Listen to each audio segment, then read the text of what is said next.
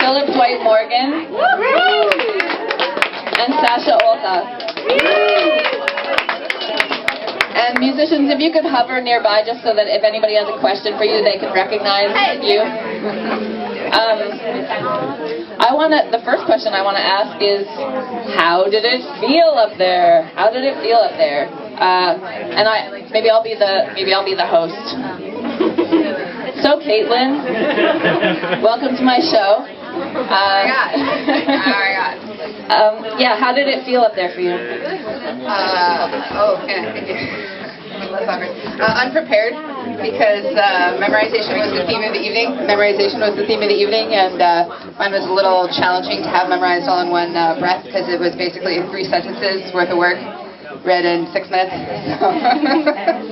know, it was a lot of fun. I found the emotion contributed to the piece in a good way rather than a negative way, so that was fun.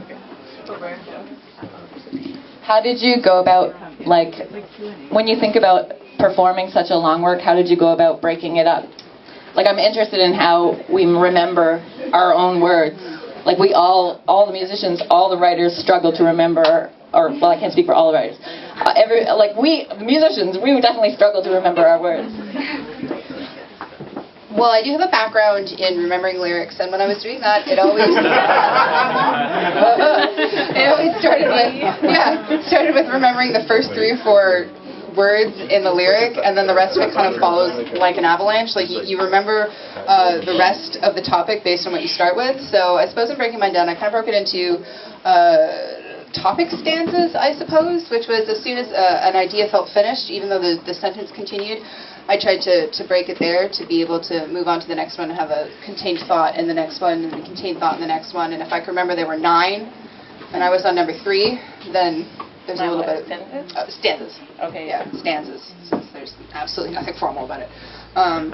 So yeah, that made it easier to remember to some degree. Thank you, Caitlin McQuaig. Now we'll move on to Philip Morgan over here, Philip Dwight Morgan. I'm like Ellen DeGeneres.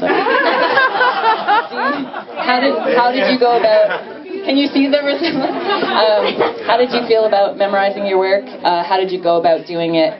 What's your relationship with your memory and your words? I memorized things on the bus ride here from Toronto. I just practiced it many times over.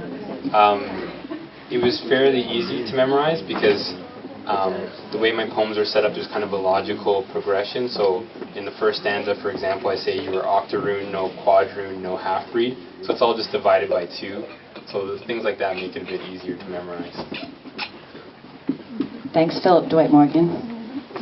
Now it's time for Sasha Olta. What about you? What was your relationship to memorizing this piece? It was also a longer work. How did it feel, and what did you try to do to memorize it? The first half, or the first part, has some pretty strict formal rules, I guess, that make it easy. Every paragraph follows the same structure, and so I just have to remember what the content is. I could probably bake up 3 or 4 more dreams if I really wanted to. The second half was obviously quite difficult. I just did it over and over again, and eventually I found a rhythm to it that really helped. I find finding a musicality to the words really helps me with memorization, and so once that locked in, it kind of flowed. Great. Thanks, Sasha, also. Does anybody have any questions? Because I have a bunch, so hang on. Just Babinek to the front, please. Yeah, just in a technical sense, I was wondering, did you kind of riff in that second half, or did you strictly read it off the page? The microphone is basically unnecessary, but I just want to be my only opportunity in life to be a talk show host, and I'm taking it.